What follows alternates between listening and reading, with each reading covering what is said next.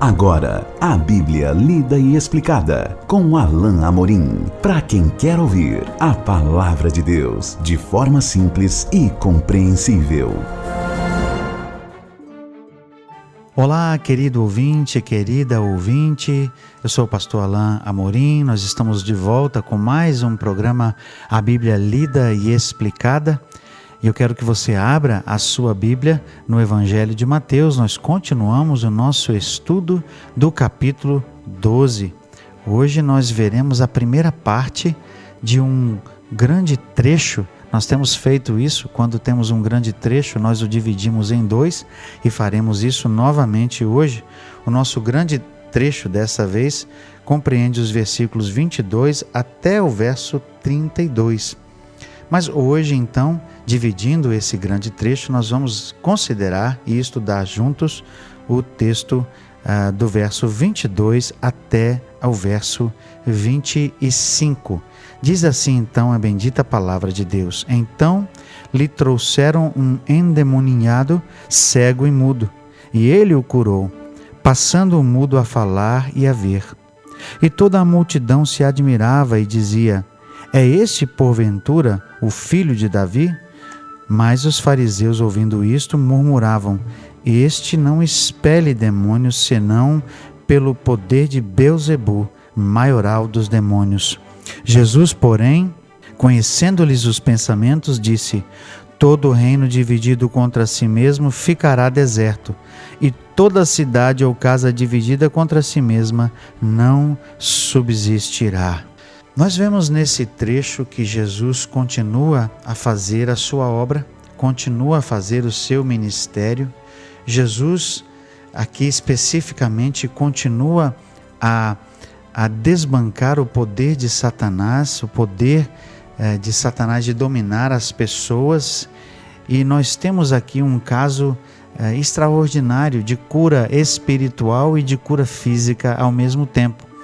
Nós já tínhamos visto em um trecho atrás no Evangelho de Mateus que um endemoniado mudo tinha sido trazido à presença de Jesus.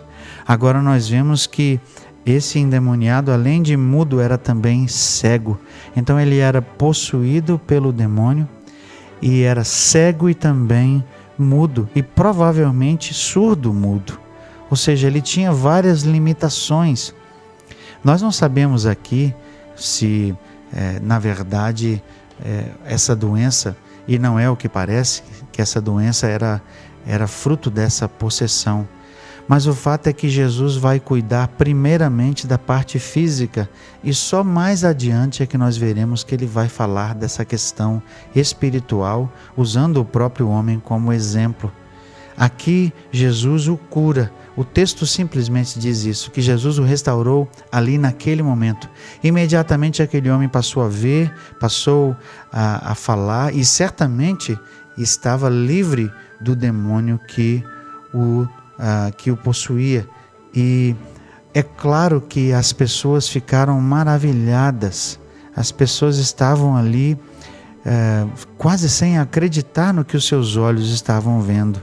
Mas, de novo, aqueles líderes fariseus religiosos que já tinham rejeitado há muito a pessoa de Jesus, já tinham colocado em seu coração a determinação de rejeitar a Jesus, aqueles líderes então murmuram. O texto diz no verso 24: mas os fariseus, ouvindo isto, murmuravam. Ouvindo o quê? Ouvindo o fato de que a multidão estava dizendo assim, a multidão se admirava e dizia: é este, porventura, o filho de Davi? Embora esse texto pareça que parte da multidão ou alguns da multidão estavam, na verdade, considerando o fato ou considerando a possibilidade de Jesus ser o Messias, a construção do texto aqui no original parece indicar que havia um certo ceticismo quanto a isso. É como se o texto pudesse ser traduzido dessa maneira: esse não é o Messias, é? Será que é ele mesmo? As pessoas, na verdade, aqui estavam revelando um certo ceticismo. Até mesmo aqueles da multidão ainda tinham dúvidas acerca de Jesus. mas não era possível negar a realidade do próprio fato, do próprio feito. Jesus estava diante dos olhos da multidão, curando aquele homem que aos olhos humanos era incurável, alguém que tinha um demônio, alguém que era mudo, alguém que era cego, e diante dos seus olhos passa a enxergar, passa a falar e passa a demonstrar que não é mais alguém dominado pelo demônio. E as multidões ali acabam sendo influenciadas um pouco por aqueles líderes fariseus. É como se no meio ali da multidão eles estivessem questionando e estivessem trazendo dúvida àquilo que eles mesmos estavam testemunhando. Então, por isso eles dizem: este não espere demônios senão pelo poder de Beelzebu. Novamente os fariseus estão a acusar Jesus de expelir demônios pelo poder do próprio demônio. Nós já vimos anteriormente que esse nome Beelzebu significa príncipe ou maioral dos demônios, e eles estavam então tentando atribuir a obra que Jesus estava fazendo ao próprio demônio. Nós vemos que aqui Jesus dará uma resposta específica com relação a isso, e ele vai falar da própria obra de Deus e fazer o povo refletir sobre as implicações de se atribuir ao demônio aquilo que é, na verdade, uma obra de Deus. Mas Jesus aqui, no texto nos diz que conhecia o pensamento deles. Jesus começa a responder, e o verso 25 nos traz a perspectiva que Jesus começa a trazer para o povo, para que eles pudessem pensar e refletir.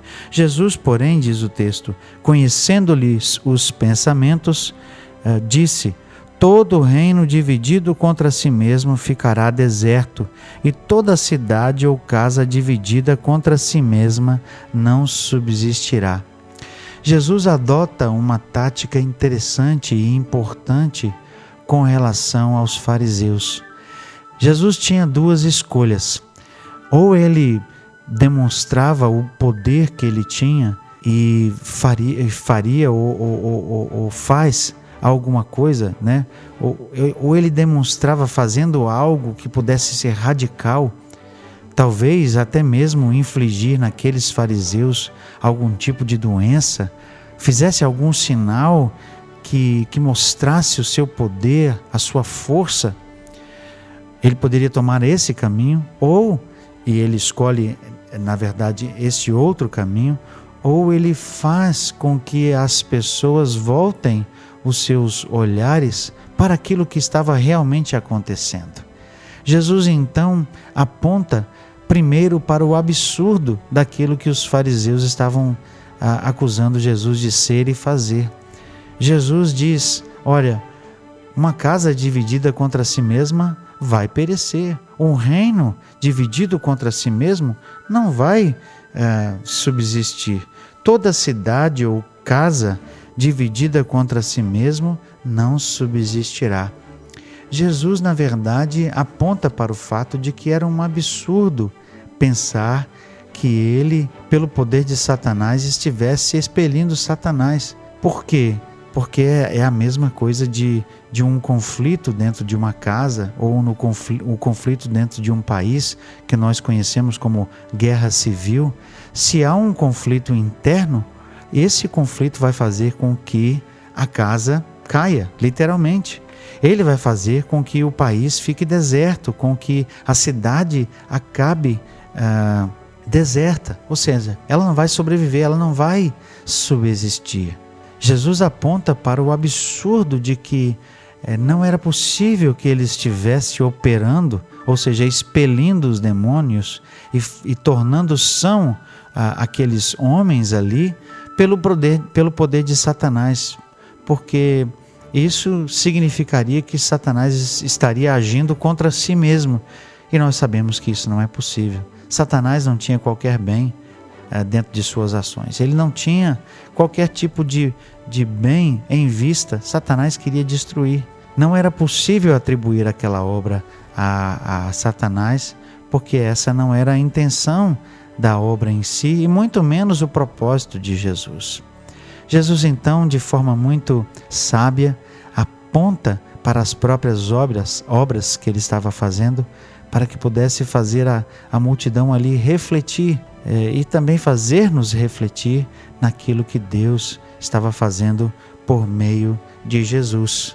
Nós veremos no nosso próximo encontro, a segunda metade desse trecho, vamos continuar a ver como Jesus lida com aquela situação e como ele aponta para a realidade da obra de Deus e dos frutos, e também aponta para a realidade da consequência e do juízo para aqueles que não reconhecem a obra de Jesus como obra de Deus. Mas até lá então, quando estivermos juntos novamente, que Deus abençoe a sua vida. Acesse agora nossa plataforma e baixe os podcasts www.rede316.com.br. A Bíblia lida e explicada com Alain Amorim.